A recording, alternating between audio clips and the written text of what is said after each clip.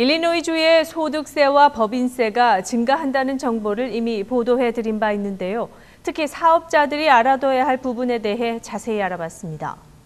일리노이주를 투자 부적격 등급으로 강등시키겠다고 경고한 바 있는 국제 신용평가사들의 의견에서 알 수 있듯이 일리노이주의 연간 적자 규모는 62억 달러, 현재까지 연체 비용은 150억 달러에 달합니다.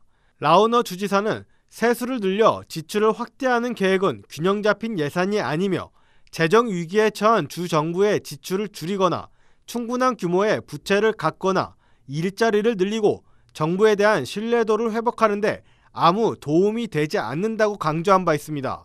이런 상황에서 소득세, 법인세의 증가가 결정되어 지난 7월 1일부터 실질적으로 더 많은 세금을 부담하게 되었습니다.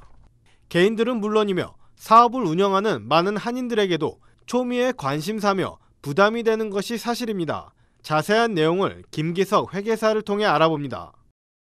근데 이제 7월 1일부터 2017년 7월 1일 이미 지났죠.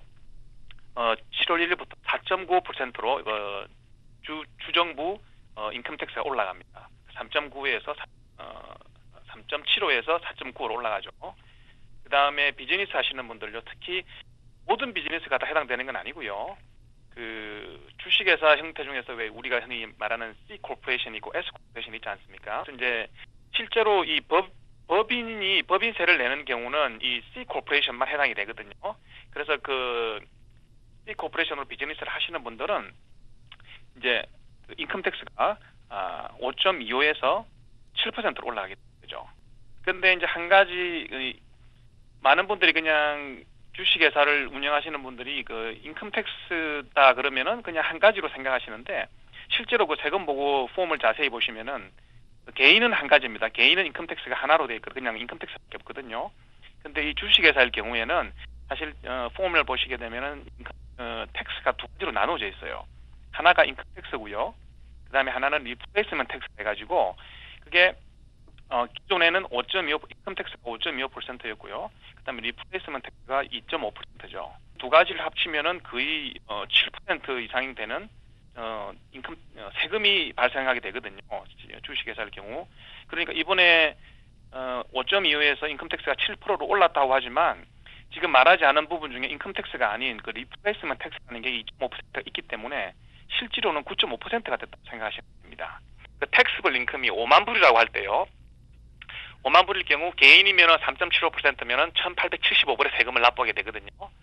근데 이제 4.9로 인상하게 되시면은 2,475불의 이제 세금이 발생하게 됩니다. 그러면 그 차이는 600불이죠. 차이만 놓고 보면은 600불이니까 뭐 생각보다 높지 않다라고 생각하실 수 있지만은 차이가 600불인 것이지 실제 5만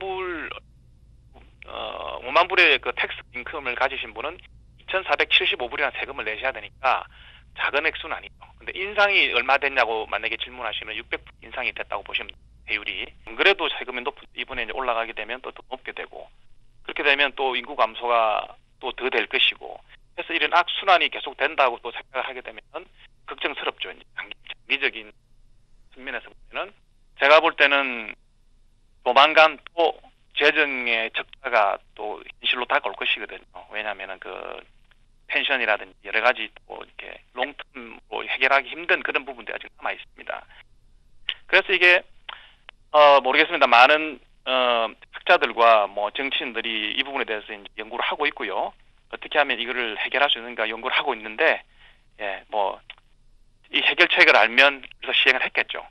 세금이 인상된 부분에 대해서는 저는 이번에 일리노이 그 주정부 재정 문제를 해결하기는 힘들다고 개인적으로 생각하고 있습니다. 지금 당장 주의하셔야 될 게 딱 두 가지가 있습니다. 하나는 그 세금 자영업이나 비즈니스를 하시는 분들은 개인 소득을 연말에 그 비즈니스 수입이 개인으로 넘어와 가지고 세금을 이제 납부하시게 되는데 그 전년도 세금을 기준으로 세금 예납을 하게 되거든요. 분기별로 4번을 나누어서. 근데 비즈니스 하시는 분들은 아마 다 알고 계실 거예요. 이 세율이 지금 올라갔기 때문에 개인의 경우 올라갔지 않습니까? 그러면 그동안 3.75%의 세금을 예상하고 납부를 해오셨을 거거든요. 1분기, 2분기.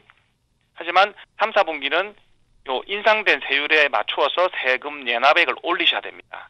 이건 뭐 급여 이게 직장 생활 하시는 분들은 그 인플로이어들 그 직장에서 알아서 그 부분을 조절해 주시니까 사실은 뭐 따로 하실 건 없지만 많은 그 우리 한인 사회에 많이 비즈니스를 하시는 분들, 자영업자를 해서 이게 많은 분들이 그 제가 말씀드리는 요 세금 연합에 대해서는 알고 계실 겁니다. 그러니까 그 세금 연합 금액을 이제 인상을 하셔야 되고요. 그다음에 이제 그게 한 가지고 두 가지는 이제 비즈니스 하시는 분들 중에 그 직원이 있으신 분들, 인플로이가 있어가지고 그 비즈니스에서 그 매월 뭐 2주에 한 번씩 왜 급여를 지급하게 되지 않습니까?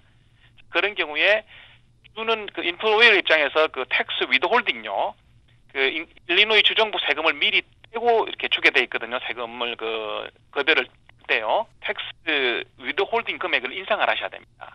제가 조금 전에 말씀드린 거는 받으시는 분 입장에서 그 수입 세금 연합을 말씀을 드렸는데, 지금 제가 두 번째 말씀드린 거는 한인 사회에서 비즈니스를 하시는 분들, 그리고 그 직원들을 고용해서 비즈니스를 운영하시는 분들은 직원들에게 급여를 줄 때 다 주는 게 아니고 그 주정부와 그 소셜 시큐리티 여러 가지 페더럴 인컴 텍스를 위드홀딩을 하게 돼 있거든요. 그래서 그런 걸 떼고 난 뒤에 그 넷 인컴을 직원들한테 주게 되는데, 일리노이 주정부에 대한 세금을 지금 당장 인상하셔야 된다는 겁니다. 이미 시작됐지 않습니까?